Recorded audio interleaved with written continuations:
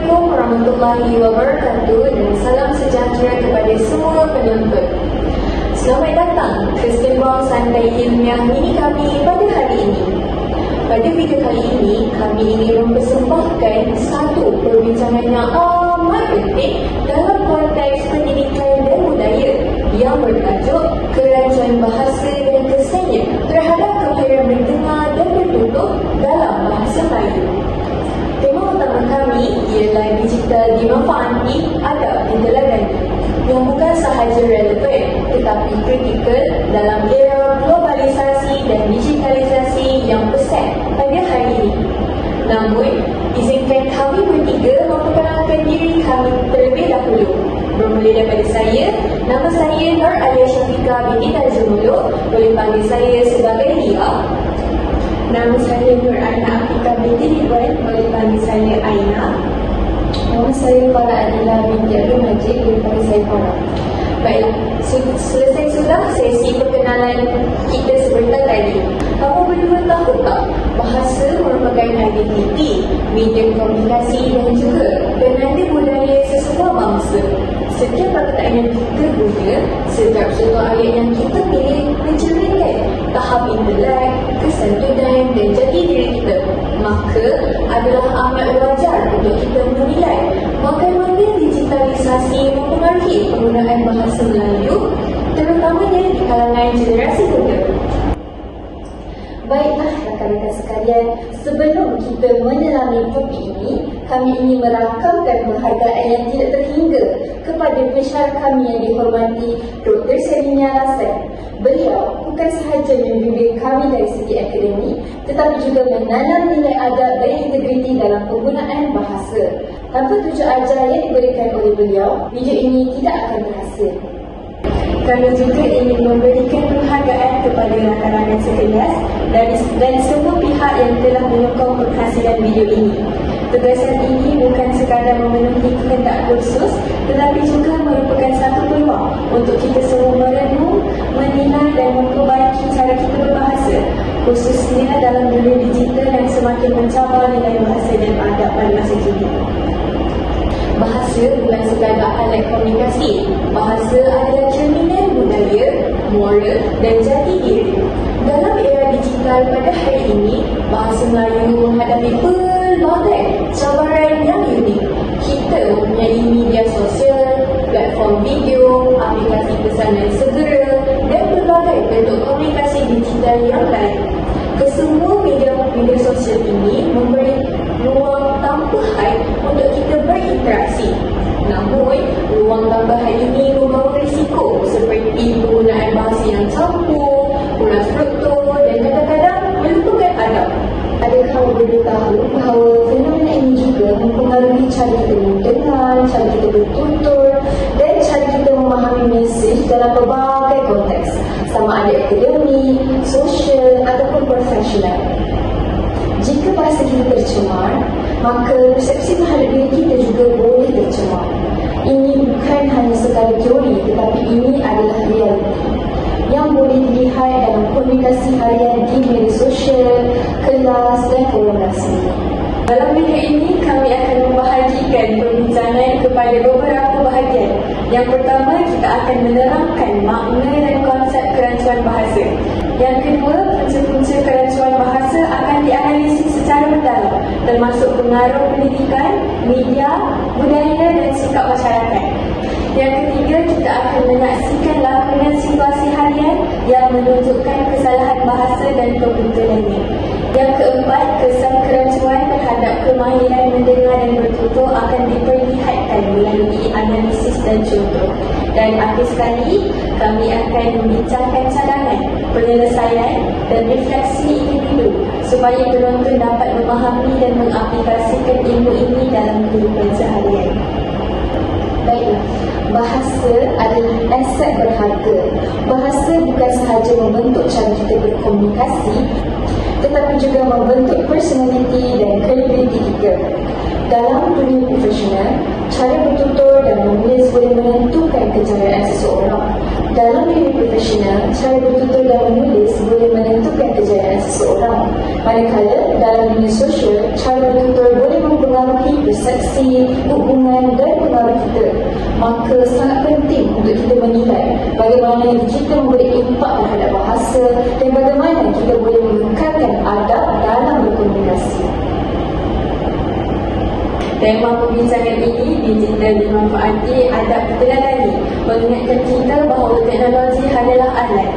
Kita yang menentukan bagaimana bahasa yang digunakan dalam kehidupan seharian, sama ada ia dipelihara atau telah tercemar. Digital boleh dimanfaatkan untuk pendidikan, hiburan dan kreativiti, tetapi adab dan kesedaran bahasa mesti sentiasa diutamakan. Baiklah. Bahasa Melayu adalah warisan budaya dan identiti bangsa. Bahasa telah digunakan sejak abad ke-7 lagi kawan-kawan melalui tulisan Jawi, dan bahasa ini telah berkembang menjadi sebagai medium komunikasi, pendidikan dan sastra. Dalam konteks digital hari ini, bahasa Melayu menghadapi cabaran yang besar.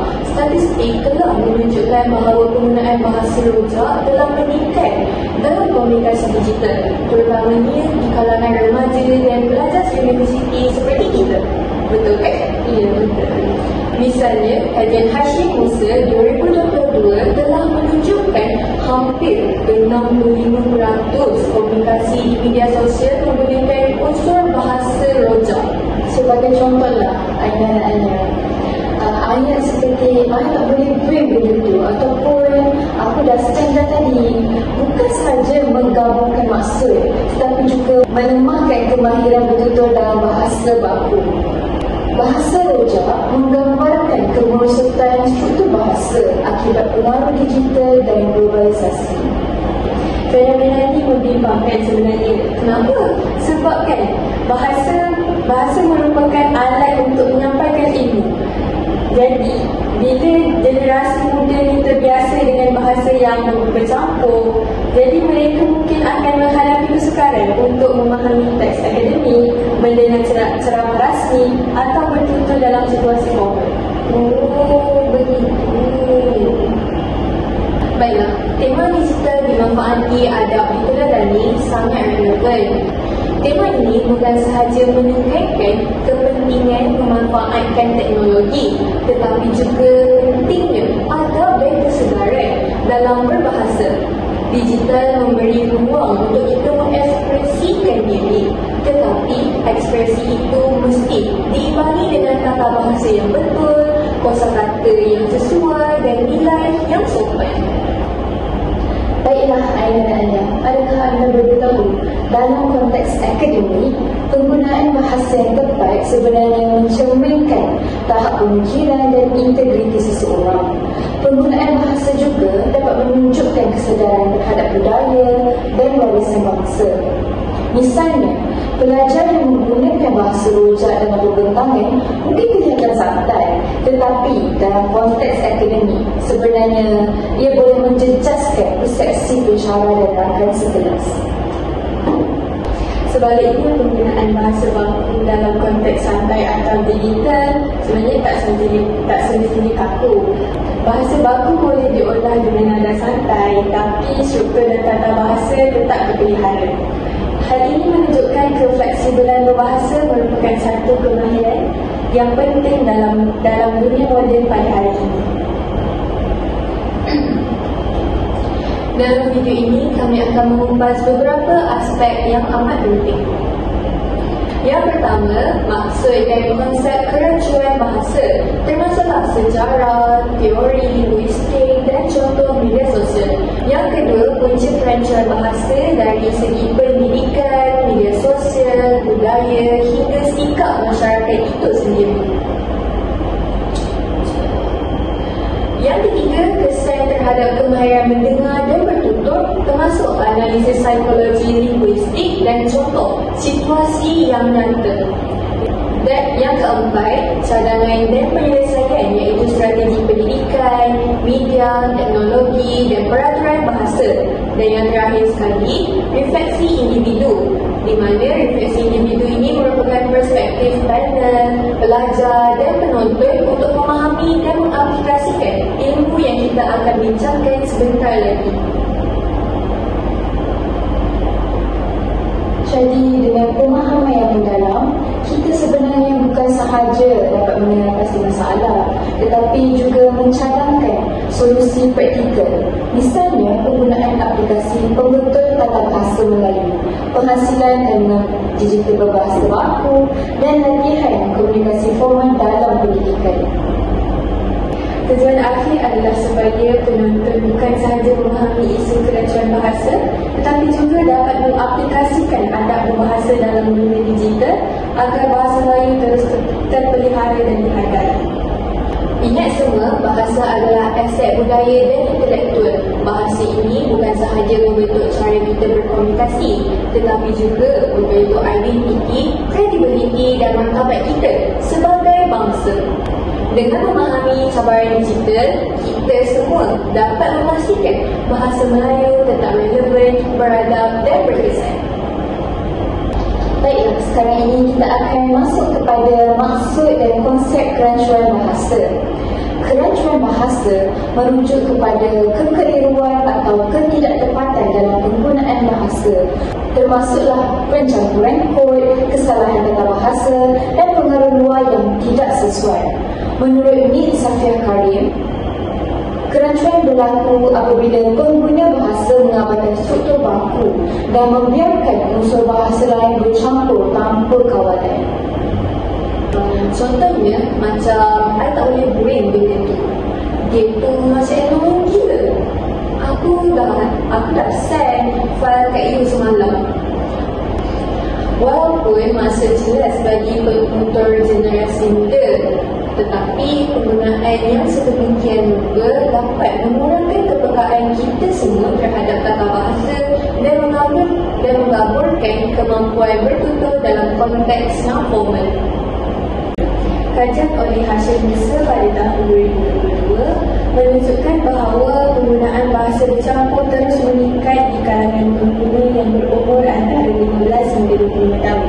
Hampir 65% kandungan dalam media sosial menggunakan bahasa Inggeris atau slang modern, walaupun konteksnya berkaitan topik akademik atau profesional. Hal ini akan memberikan kesan secara tidak langsung terhadap kemahiran pendengar dan kejelasan pertuturan pelajar. Dan kerancuan bahasa bukanlah fenomena terbaru sebenarnya. Fenomena ini sebenarnya telah pun berlaku sejak awal pada tahun 2000-an, tetapi menjadi lebih ketara dengan wujudnya platform digital seperti TikTok, Instagram, WhatsApp dan YouTube yang memberi ruang untuk komunikasi harian. Generasi muda sebenarnya mudah untuk meniru istilah trendy, yang sedangkan struktur bahasa Melayu yang betul diabaikan. Bahasa rojak juga dikaitkan dengan perubahan budaya. Dalam konteks globalisasi, bahasa Inggeris dianggap sebagai bahasa moden, sementara bahasa Melayu dilihat sebagai klasik atau ketinggalan zaman. Akibatnya, ramai yang menganggap penggunaan bahasa campur sebagai simbol moden, walaupun sebenarnya ini merupakan gangguan kefahaman dan adab dalam berkomunikasi. Kerancuan bahasa bukan sekadar kesalahan linguistik sebenarnya. Kerancuan bahasa mencerminkan sikap masyarakat terhadap bahasa dan budaya sendiri.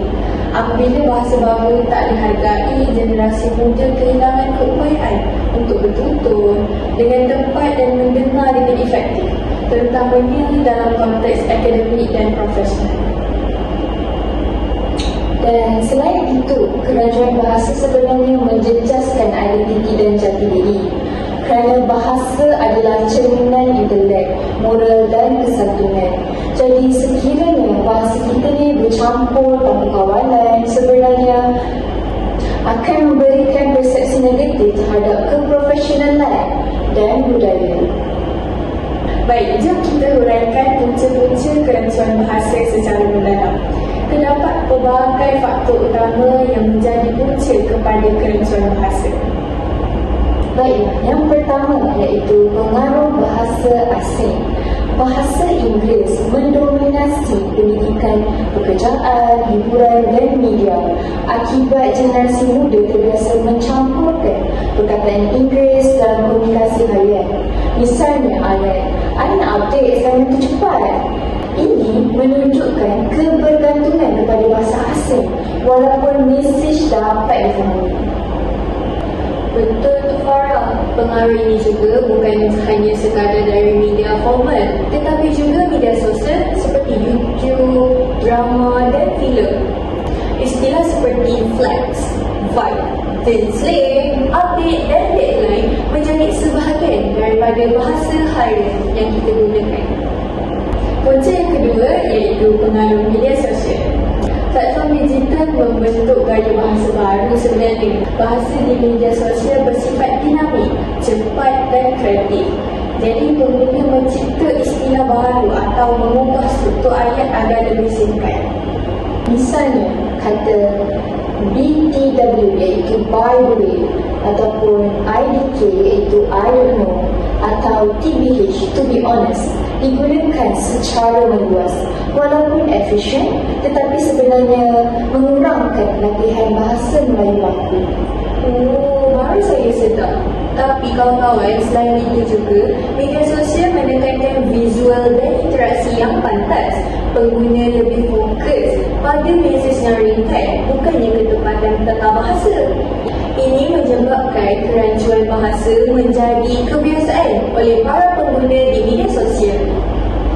Dan seterusnya ialah kelemahan sistem pendidikan bahasa. Seperti yang kita tahu, pendidikan bahasa Melayu sebenarnya menekankan teori tetapi kurang memberi peluang praktikal untuk bertutur, berdebat ataupun menyampaikan idea secara spontan. Jadi akibatnya pelajar hanya mahir menulis atau membaca tetapi lemah dalam kemahiran mendengar dan bertutur secara formal.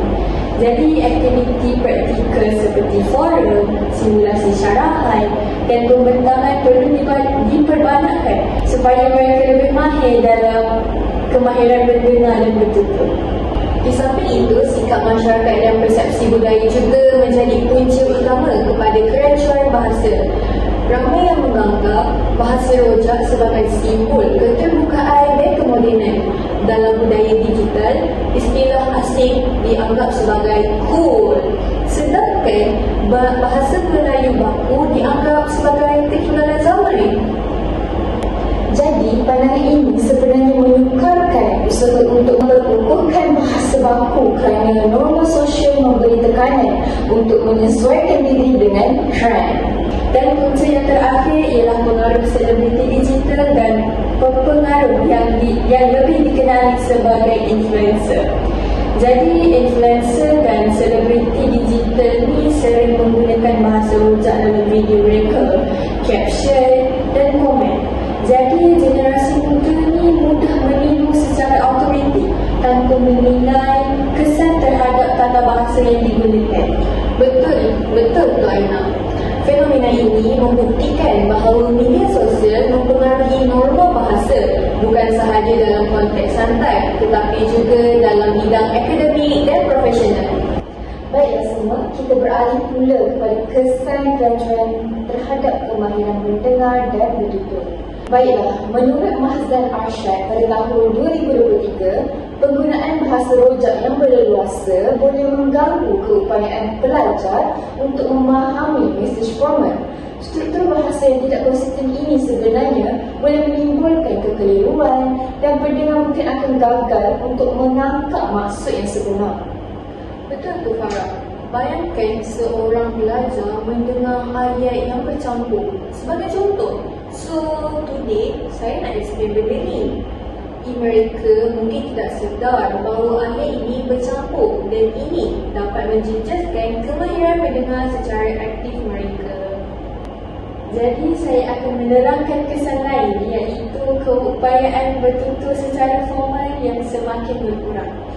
Jika seseorang terbiasa dengan bahasa campur, jadi mereka hilang keyakinan untuk bertutur dalam situasi rasmi seperti pembentangan, temu tuga atau forum akademik.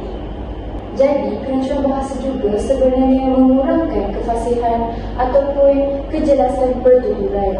Pendengar akan keliru apabila istilah bercampur digunakan dan tumpuan terhadap isu perbualan berkurang. Jadi, kerancuan bahasa akan memberikan kesan dalam jangka masa yang panjang kepada kebolehpasaran, profesionalisme dan kredibiliti individu itu sendiri. Bahasa yang lemah boleh mencorakkan persepsi yang negatif terhadap kita sebagai individu atau sesuatu bangsa.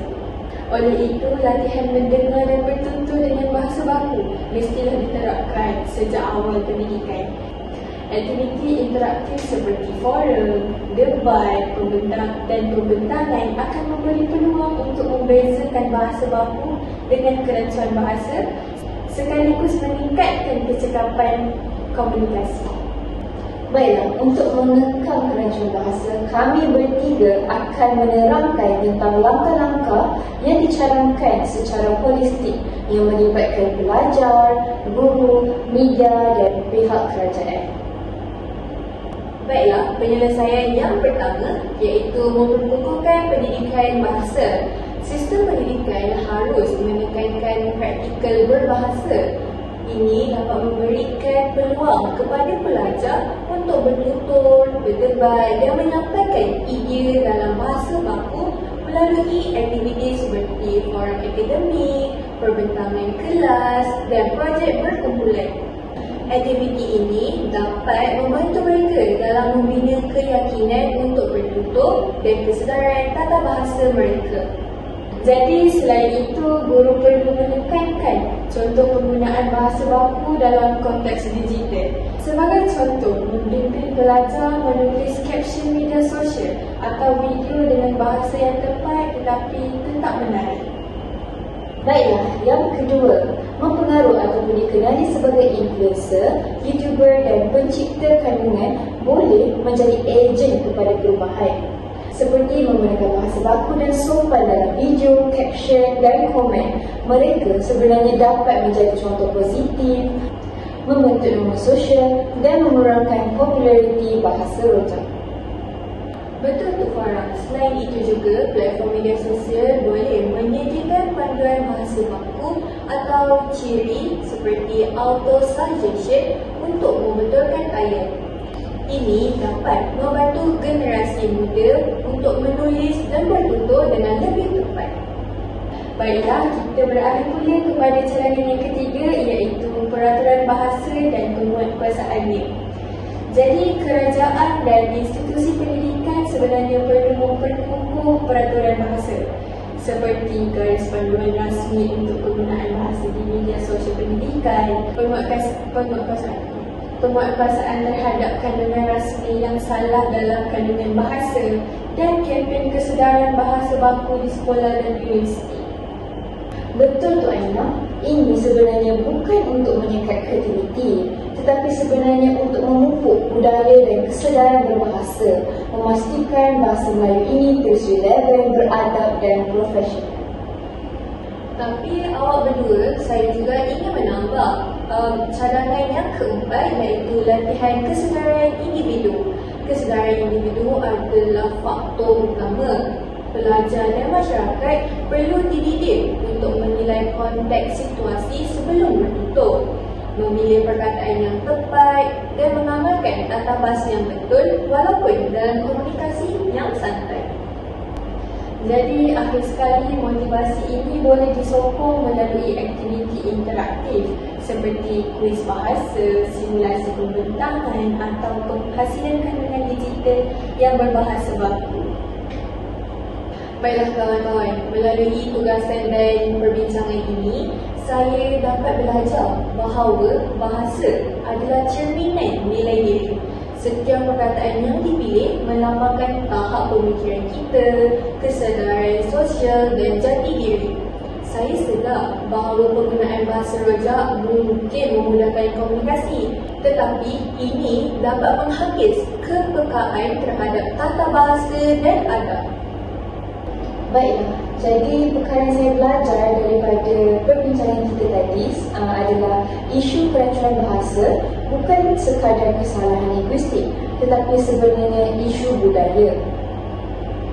Hal ini dapat mencerminkan sejauh mana kita menghargai identiti dan warisan bangsa sendiri.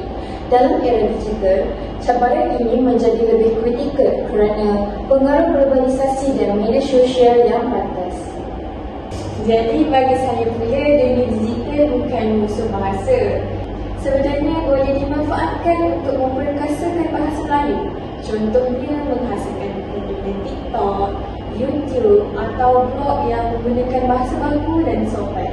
Hal ini sebenarnya bukan sahaja membina kesedaran masyarakat, tetapi juga menunjukkan bahawa bahasa baku boleh relevan, kreatif dan menarik.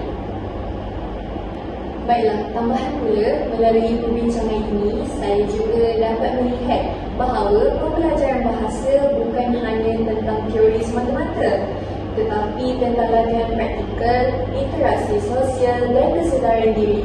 Dengan latihan berterusan, generasi muda dapat mengekalkan kefasihan berbahasa baku walaupun dalam dunia digital yang dinamis. Jadi sebenarnya Aina dan Alia, bagi saya, refleksi ini sebenarnya juga mengajar saya bahawa adab berbahasa adalah nilai yang perlu dipelihara. Refleksi bukan sahaja memperhalusi pertuturan, tetapi juga membentuk hubungan sosial yang harmoni. Bahasa yang tepat dan sopan mencerminkan keprofesionalan dan integriti individu. Jadi akhir sekali, kesedaran terhadap kerancuan bahasa membuka ruang untuk penambahbaikan berterusan.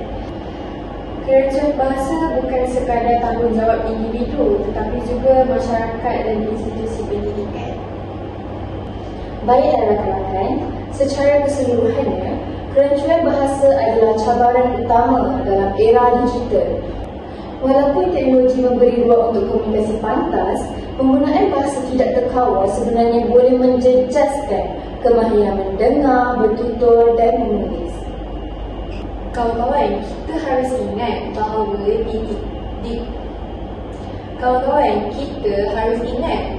digital hanyalah alat. Kitalah yang menentukan sama ada bahasa Melayu dipelihara atau tercemar. Dengan kesedaran, latihan dan contoh positif, bahasa Melayu dapat terus berkembang tanpa mengorbankan tata bahasa dan adab. Tema perbincangan kita, digital dimanfaati, adab diteladani, memberi mesej yang jelas untuk memanfaatkan teknologi. Tetapi jangan lupakan nilai budaya dan kesantunan bahasa. Digital boleh menjadi sahabat bahasa dan bukannya musuh bahasa. Sekian sahaja daripada kami bertiga, Lia, Farah dan Aina, untuk kursus BMMB 1094 Kemahiran Bahasa Melayu di bawah bimbingan Dr. Selinia Alasan. Terima kasih dan salam bahasa, salam budaya.